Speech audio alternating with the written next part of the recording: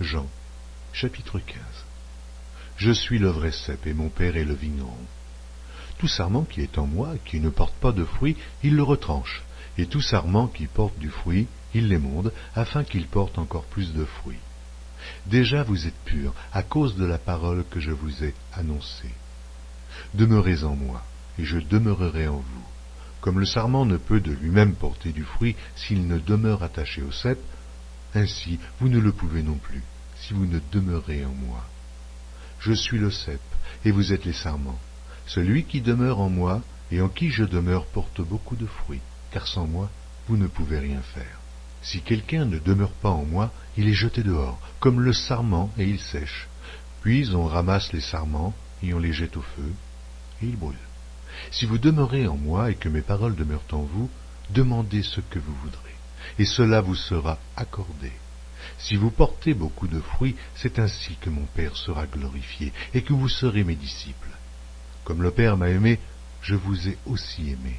Demeurez dans mon amour. Si vous gardez mes commandements, vous demeurerez dans mon amour, de même que j'ai gardé les commandements de mon Père, et que je demeure dans son amour. Je vous ai dit ces choses afin que ma joie soit en vous, et que votre joie soit parfaite. Ceci est mon commandement. Aimez-vous les uns les autres comme je vous ai aimés. Il n'y a pas de plus grand amour que de donner sa vie pour ses amis. Vous êtes mes amis, si vous faites ce que je vous commande. Je ne vous appelle plus serviteur, parce que le serviteur ne sait pas ce que fait son maître, mais je vous ai appelé ami parce que je vous ai fait connaître tout ce que j'ai appris de mon Père. Ce n'est pas vous qui m'avez choisi, mais moi je vous ai choisi, et je vous ai établi, afin que vous alliez et que vous portiez du fruit, et que votre fruit demeure, afin que ce que vous demanderez au Père en mon nom, il vous le donne.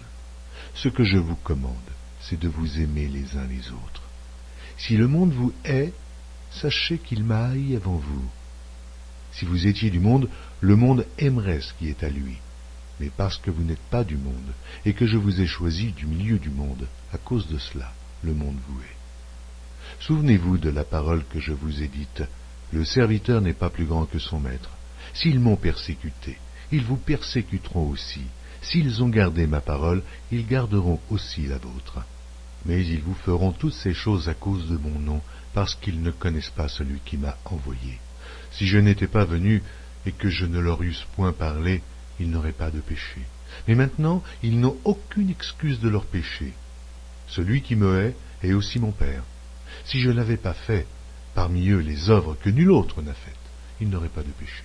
Mais maintenant, ils les ont vus, et ils ont haï moi et mon Père. Mais cela est arrivé afin que s'accomplisse la parole qui est écrite dans leur loi, ils m'ont haï sans cause. Quand sera venu le Consolateur, que je vous enverrai de la part de mon Père, l'Esprit de vérité qui vient du Père, il rendra témoignage de moi, et vous aussi, vous rendrez témoignage parce que vous êtes avec moi, dès le commencement.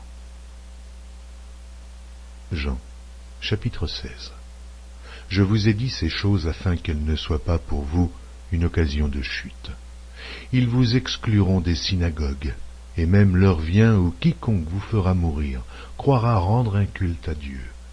Et ils agiront ainsi parce qu'ils n'ont connu ni le Père, ni moi. Je vous ai dit ces choses afin que, lorsque l'heure sera venue, vous vous souveniez que je vous les ai dites. Je ne vous ai pas parlé dès le commencement, parce que j'étais avec vous. Maintenant je m'en vais vers celui qui m'a envoyé, et aucun de vous ne me demande « Où vas-tu » Mais parce que je vous ai dit ces choses, la tristesse a rempli votre cœur.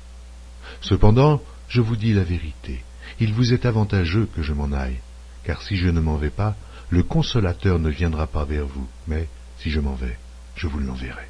Et quand il sera venu, il convaincra le monde en ce qui concerne le péché, la justice et le jugement. En ce qui concerne le péché, parce qu'il ne croit pas en moi.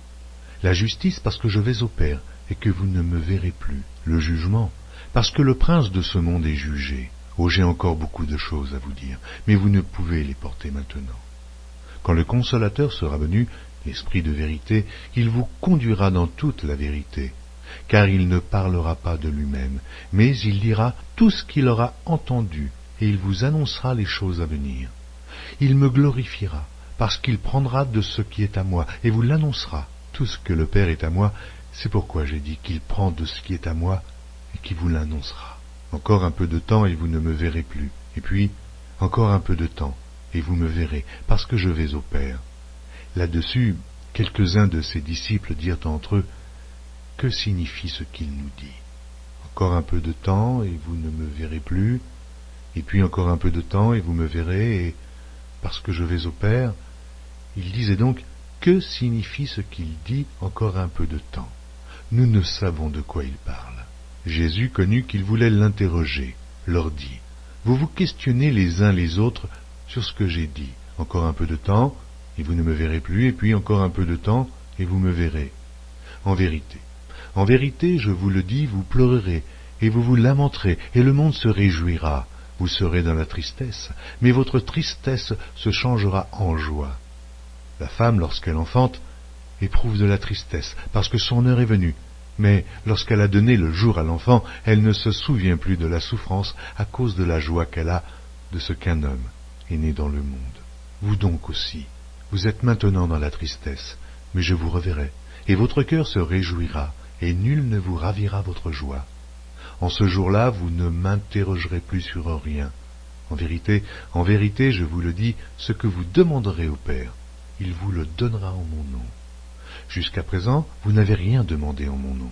Demandez, et vous recevrez afin que votre joie soit parfaite. Je vous ai dit ces choses en parabole. L'heure vient où je ne vous parlerai plus en parabole, mais où je vous parlerai ouvertement du Père. En ce jour, vous demanderez en mon nom. Et je ne vous dis pas que je prierai le Père pour vous, car le Père lui-même vous aime, parce que vous m'avez aimé, et que vous avez cru que je suis sorti de Dieu. Je suis sorti du Père, et je suis venu dans le monde. Maintenant, je quitte le monde, et je vais au Père. Ses disciples lui dirent, « Voici, maintenant tu parles ouvertement, et tu n'emploies plus aucune parabole. Maintenant, nous savons que tu sais toutes choses, et que tu n'as pas besoin que personne t'interroge. C'est pourquoi nous croyons que tu es sorti de Dieu. » Jésus leur répondit, « Vous croyez maintenant. Voici l'heure vient, et elle est déjà venue, où vous serez dispersés chacun de son côté, et où vous me laisserez seul. Mais je ne suis pas seul, car le Père est avec moi. Je vous ai dit ces choses afin que vous ayez la paix en moi. Vous aurez des tribulations dans le monde, mais prenez courage, j'ai vaincu le monde. » Jean, chapitre 17. Après avoir ainsi parlé, Jésus leva les yeux au ciel et dit, « Père, l'heure est venue. Glorifie ton Fils afin que ton Fils te glorifie, selon que tu lui as donné pouvoir sur toute chair, afin qu'il accorde la vie éternelle à tous ceux que tu lui as donnés. Or, la vie éternelle, c'est qu'ils te connaissent, toi, le seul vrai Dieu, et celui que tu as envoyé, Jésus-Christ. Je t'ai glorifié sur la terre, j'ai achevé l'œuvre que tu m'as donnée à faire. Et maintenant, toi, Père, glorifie-moi auprès de toi-même de la gloire que j'avais auprès de toi, avant que le monde fût. J'ai fait connaître ton nom aux hommes que tu m'as donnés du milieu du monde. Ils étaient à toi, et tu me les as donnés, et ils ont gardé ta parole. Maintenant, ils ont connu que tout ce que tu m'as donné vient de toi. Car je leur ai donné les paroles que tu m'as données, et ils les ont reçues. Et ils ont vraiment connu que je suis sorti de toi, et ils ont cru que tu m'as envoyé. C'est pour eux que je te prie. Je ne prie pas pour le monde, mais pour ceux que tu m'as donnés, parce qu'ils sont à toi. Et tout ce qui est à toi est à moi, et tout ce qui est à moi est à toi. Et je suis glorifié en eux. Je ne suis plus dans le monde, et ils sont dans le monde. Et je vais à toi, Père Saint, garde en ton nom ceux que tu m'as donnés, afin qu'ils soient un, comme nous. Lorsque j'étais avec eux dans le monde, je les gardais en ton nom. J'ai gardé ceux que tu m'as donnés, et aucun d'eux ne s'est perdu, sinon le fils de perdition, afin que l'écriture fût accomplie. Et maintenant je vais à toi, et je dis ces choses dans le monde, afin qu'ils aient en eux ma joie parfaite. Je leur ai donné ta parole, et le monde les a haïs, parce qu'ils ne sont pas du monde, comme moi, je ne suis pas du monde. Je ne te prie pas de les ôter du monde, mais de les préserver du mal. Ils ne sont pas du monde, comme moi je ne suis pas du monde. Sanctifie-les par ta vérité, ta parole est la vérité. Comme tu m'as envoyé dans le monde, Je les ai aussi envoyés dans le monde, et je me sanctifie moi-même pour eux, afin qu'eux aussi soient sanctifiés par la vérité. Ce n'est pas pour eux seulement que je prie, mais encore pour ceux qui croiront en moi par leur parole, afin que tous soient un, comme toi, Père. Tu es en moi, et comme je suis en toi, afin qu'eux aussi soient en nous, pour que le monde croie que tu m'as envoyé. Je leur ai donné la gloire que tu m'as donnée, afin qu'ils soient un, comme nous sommes un. Moi en eux, et toi en moi, afin qu'ils soient parfaitement un, et que le monde connaisse que tu m'as envoyé, et que tu les as aimés, comme tu m'as aimé. Père, je veux que là où je suis, ceux que tu m'as donnés soient aussi avec moi, afin qu'ils voient ma gloire, la gloire que tu m'as donnée, parce que tu m'as aimé avant la fondation du monde. Père juste, le monde ne t'a point connu, mais moi, je t'ai connu, et ceux-ci ont connu que tu m'as envoyé. Je leur ai fait connaître ton nom, et je leur ferai connaître, afin que l'amour dont tu m'as aimé soit en eux, et que je sois en eux. Chapitre 18. Lorsqu'il eut dit ces choses, Jésus alla avec ses disciples de l'autre côté du torrent du Cédron, où se trouvait un jardin, dans lequel il entra, lui et ses disciples. Judas, qui le livrait, connaissait ce lieu, parce que Jésus et ses disciples s'y étaient souvent réunis. Judas, donc, ayant pris la cohorte et des huissiers qu'envoyèrent les principaux sacrificateurs et les pharisiens, vint là, avec des lanternes, des flambeaux et des armes. Jésus, sachant tout ce qui devait lui arriver, s'avança et leur dit, « Qui cherchez-vous » Ils lui répondirent, « Jésus de Nazareth. » Jésus leur dit, « C'est moi. » Et Judas qui le livrait était avec eux. Lorsque Jésus leur eut dit, « C'est moi », ils reculèrent et tombèrent par terre. Il leur demanda de nouveau, « Qui cherchez-vous » Et ils dirent, « Jésus de Nazareth. » Jésus répondit, « Je vous ai dit que c'est moi. Si donc c'est moi que vous cherchez, laissez aller ceci. » Il dit cela afin que s'accomplît la parole qu'il avait dite, « Je n'ai perdu aucun de ceux que tu m'as donnés. » Simon Pierre, qui avait une épée, la tira, frappa le serviteur du souverain sacrificateur et lui coupa l'oreille droite. Ce serviteur s'appelait Malchus. Jésus dit à Pierre, « Remets ton épée dans le fourreau. Ne boirai-je pas la coupe que le Père m'a donnée à boire ?» La cohorte, le tribun et les huissiers des Juifs se saisirent alors de Jésus et le lièrent. Ils l'emmenèrent d'abord chez Anne, car il était le beau-père de Caïphe, qui était souverain sacrificateur cette année-là. Et Caïphe était celui qui avait donné ce conseil aux Juifs, « Il est avantageux qu'un seul homme meure pour le peuple. » Simon Pierre, avec un autre disciple, suivait Jésus. Ce disciple était connu du souverain sacrificateur, et il entra avec Jésus dans la cour du souverain sacrificateur. Mais Pierre resta dehors, près de la porte. L'autre disciple, qui était connu du souverain sacrificateur, sortit, parla à la portière, et fit entrer Pierre. Alors la servante, la portière, dit à Pierre, « Toi aussi, n'es-tu pas des disciples de cet homme ?» Il dit, « Je n'en suis point. » Les serviteurs et les huissiers qui étaient là avaient allumé un brasier, car il faisait froid, et ils se chauffaient. Pierre se tenait avec eux, et se chauffait. Le souverain sacrificateur interrogea Jésus sur ses disciples et sur sa doctrine. Jésus lui répondit, « J'ai parlé ouvertement au monde, j'ai toujours enseigné dans la synagogue et dans le temple, où tous les Juifs s'assemblent, et je n'ai rien dit en secret. Pourquoi m'interroges-tu ? Interroge ceux qui m'ont entendu. Voici, ceux-là savent ce que je dis. » À ces mots, un des huissiers qui se trouvait là donna un soufflet à Jésus en disant, « Est-ce ainsi que tu réponds au souverain sacrificateur ?» Jésus lui dit, « Si j'ai mal parlé, fais voir ce que j'ai dit de mal. Et si j'ai bien parlé, pourquoi me frappes-tu » Anne l'envoya lié à Caïphe, le souverain sacrificateur. Simon-Pierre était là et se chauffait. On lui dit, « Toi aussi, n'es-tu pas de ses disciples ?»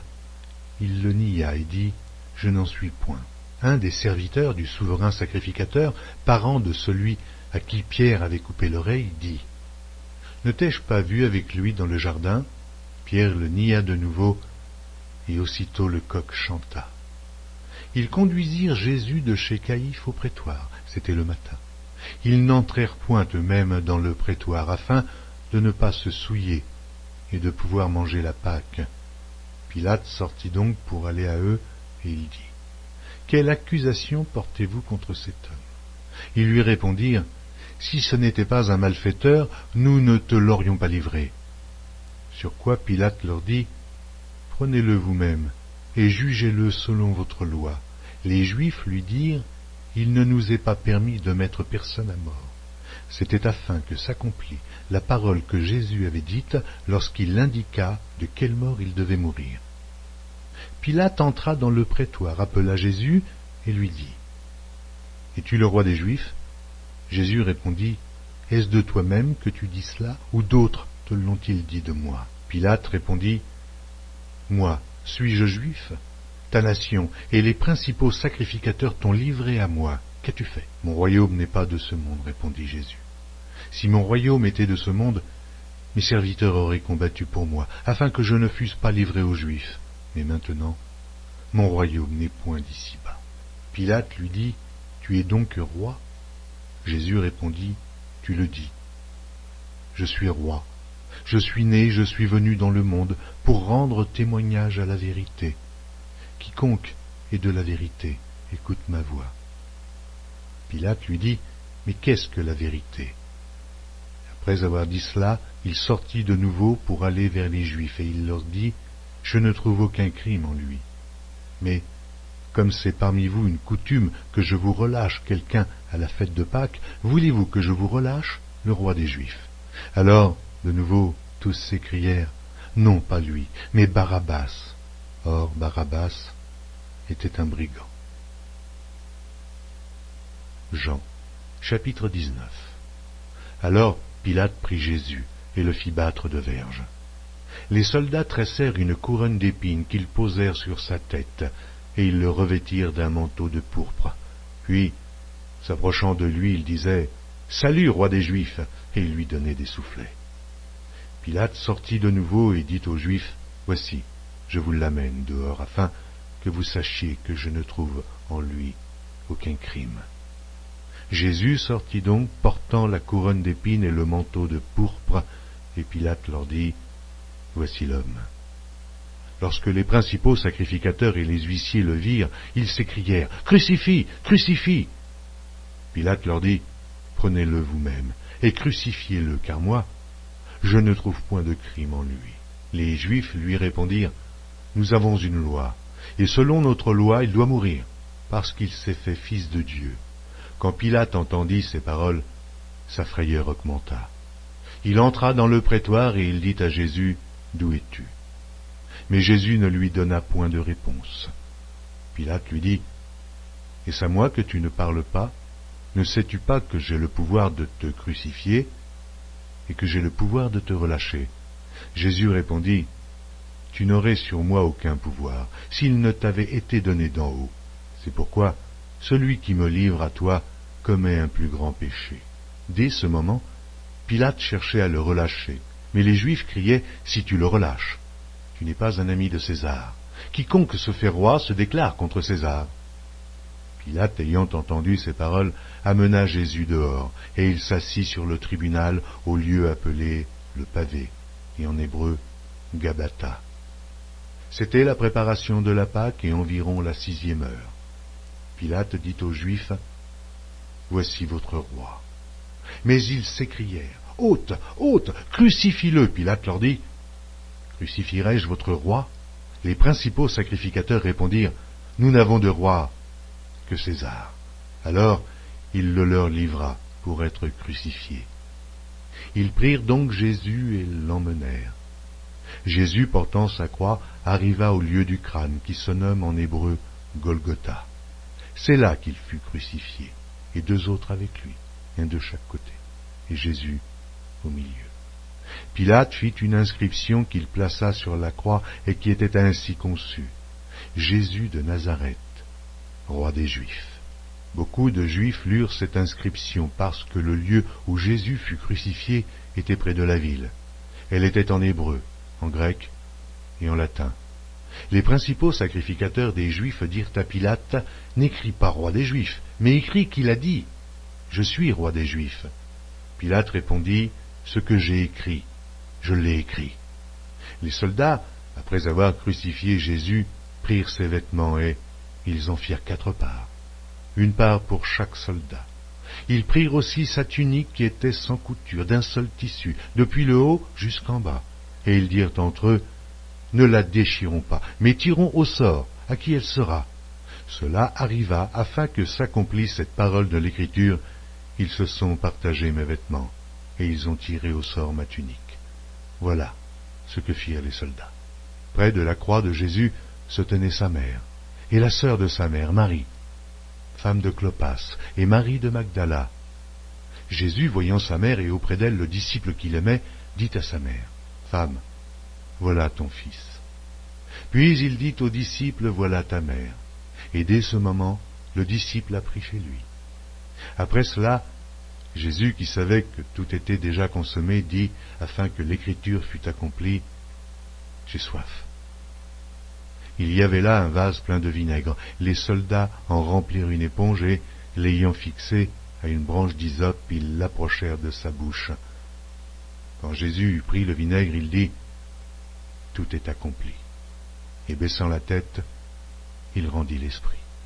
Dans la crainte que les corps ne restassent sur la croix pendant le Shabbat, car c'était la préparation et ce jour de Shabbat était un grand jour, les Juifs demandèrent à Pilate qu'on rompît les jambes au crucifié et qu'on les enlevât. Les soldats vinrent donc et ils rompirent les jambes au premier, puis à l'autre qui avait été crucifié avec lui. S'étant approchés de Jésus et le voyant déjà mort, ils ne lui rompirent pas les jambes. Mais un des soldats lui perça le côté avec une lance, et aussitôt il sortit du sang et de l'eau. Celui qui l'a vu en a rendu témoignage, et son témoignage est vrai, et il sait qu'il dit vrai, afin que vous croyiez aussi. Ces choses sont arrivées afin que l'Écriture fût accomplie. Aucun de ces os ne sera brisé. Et ailleurs l'Écriture dit encore, ils verront celui qu'ils ont percé. Après cela, Joseph d'Arimathée, qui était disciple de Jésus, mais en secret, par crainte des Juifs, demanda à Pilate la permission de prendre le corps de Jésus, et Pilate le permit. Il vint donc et prit le corps de Jésus. Nicodème, qui auparavant était allé de nuit vers Jésus, vint aussi, apportant un mélange d'environ 100 livres de myrrhe et d'aloès. Il prit donc le corps de Jésus, elles l'enveloppèrent de bandes avec les aromates, comme c'est la coutume d'ensevelir chez les Juifs. Or, il y avait un jardin dans le lieu où Jésus avait été crucifié, et dans le jardin, un sépulcre neuf, où personne encore n'avait été mis. Ce fut là qu'ils déposèrent Jésus à cause de la préparation des Juifs, parce que le sépulcre était proche. Jean, chapitre 20. Le premier jour de la semaine, Marie de Magdala se rendit au sépulcre dès le matin, comme il faisait encore obscur, et elle vit que la pierre était ôtée du sépulcre.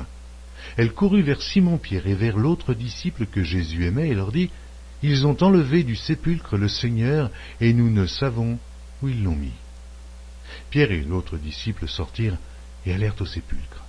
Ils couraient tous deux ensemble, mais l'autre disciple courut plus vite que Pierre et arriva le premier au sépulcre. S'étant baissé, il vit les bandes qui étaient à terre. Cependant, il n'entra pas. Simon, Pierre, qui le suivait, arriva et entra dans le sépulcre. Il vit les bandes qui étaient à terre, et le linge qu'on avait mis sur la tête de Jésus, non pas avec les bandes, mais plié dans un lieu à part. Alors l'autre disciple, qui était arrivé le premier au sépulcre, entra aussi, et il vit, et il crut, car il ne comprenait pas encore que, selon l'Écriture, Jésus devait ressusciter des morts, et les disciples s'en retournèrent chez eux. Cependant, Marie se tenait dehors près du sépulcre et pleurait. Comme elle pleurait, elle se baissa pour regarder dans le sépulcre, et elle vit 2 anges vêtus de blanc, assis à la place où avait été couché le corps de Jésus, l'un à la tête, l'autre aux pieds. Ils lui dirent, « Femme, pourquoi pleures-tu » Elle leur répondit, « Parce qu'ils ont enlevé mon Seigneur, et je ne sais où ils l'ont mis. » En disant cela, elle se retourna, et elle vit Jésus debout. Mais elle ne savait pas que c'était Jésus. Jésus lui dit, « Femme, pourquoi pleures-tu ?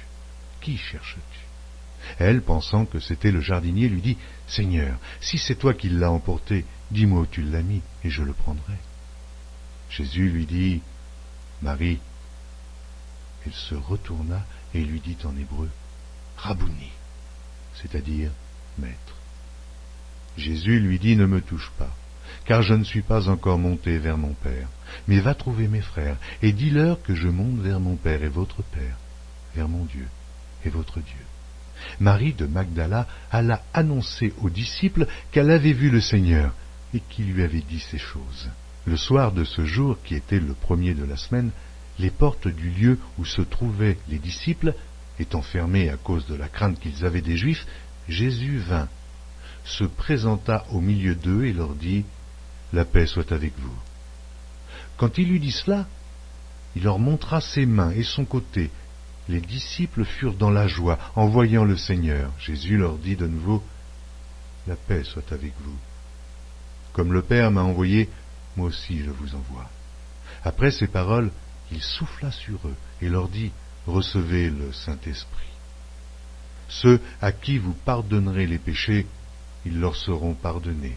Et ceux à qui vous les retiendrez, ils leur seront retenus. » Thomas, appelé Didyme, l'un des 12, n'était pas avec eux lorsque Jésus vint. Les autres disciples lui dirent donc, « Nous avons vu le Seigneur. » Mais il leur dit, « Si je ne vois dans ses mains la marque des clous, et si je ne mets mon doigt dans la marque des clous, et si je ne mets ma main dans son côté, je ne croirai point. » 8 jours après, les disciples de Jésus étaient de nouveau dans la maison, et Thomas se trouvait avec eux. Jésus vint. Les portes étant fermées, se présenta au milieu d'eux et dit, « La paix soit avec vous. » Puis il dit à Thomas, « Avance ici ton doigt, et regarde mes mains. Avance aussi ta main, et mets-la dans mon côté, et ne sois pas incrédule, mais crois. » Thomas lui répondit, « Mon Seigneur et mon Dieu. » Jésus lui dit, « Parce que tu m'as vu, tu as cru. Heureux ceux qui n'ont pas vu, et qui ont cru. » Jésus a fait encore en présence de ses disciples beaucoup d'autres miracles, qui ne sont pas écrits dans ce livre. Mais ces choses ont été écrites afin que vous croyiez que Jésus est le Christ, le Fils de Dieu, et qu'en croyant, vous ayez la vie en son nom. Jean, chapitre 21. Après cela, Jésus se montra encore aux disciples sur les bords de la mer de Tibériade. Et voici de quelle manière il se montra. Simon-Pierre, Thomas appelé Didyme, Nathanaël de Cana en Galilée, les fils de Zébédée et 2 autres disciples de Jésus étaient ensemble. Simon-Pierre leur dit, « Je vais pêcher. » Ils lui dirent, « Nous allons aussi avec toi. » Ils sortirent et montèrent dans une barque, et cette nuit-là, ils ne prirent rien. Le matin étant venu, Jésus se trouva sur le rivage, mais les disciples ne savaient pas que c'était Jésus. Jésus leur dit, « Enfants, n'avez-vous rien à manger ?» Ils lui répondirent, « Non. » Il leur dit, « Jetez le filet du côté droit de la barque et vous trouverez. » Ils le jetèrent donc, et ils ne pouvaient plus le retirer à cause de la grande quantité de poissons. Alors le disciple que Jésus aimait dit à Pierre, « C'est le Seigneur !» Et Simon-Pierre, dès qu'il eut entendu que c'était le Seigneur, mit son vêtement et sa ceinture, car il était nu, et se jeta dans la mer. Les autres disciples vinrent avec la barque, tirant le filet plein de poissons, car ils n'étaient éloignés de terre que d'environ 200 coudées. Lorsqu'ils furent descendus à terre, ils virent là des charbons allumés, du poisson dessus et du pain. Jésus leur dit, « Apportez des poissons que vous venez de prendre. » Simon-Pierre monta dans la barque et tira à terre le filet plein de 153 grands poissons. Et quoiqu'il y en eût tant, le filet ne se rompit point. Jésus leur dit, « Venez manger. » Et aucun des disciples n'osait lui demander, « Qui es-tu » sachant que c'était le Seigneur. Jésus s'approcha, prit le pain et le rendonna. Il fit de même du poisson. C'était déjà la 3e fois que Jésus se montrait à ses disciples depuis qu'il était ressuscité des morts.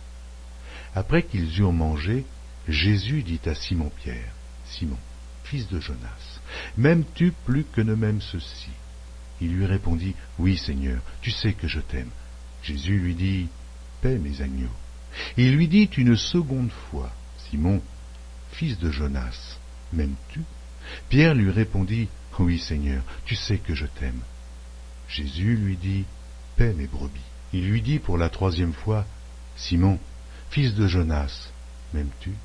Pierre fut attristé de ce qu'il lui avait dit pour la 3e fois, m'aimes-tu?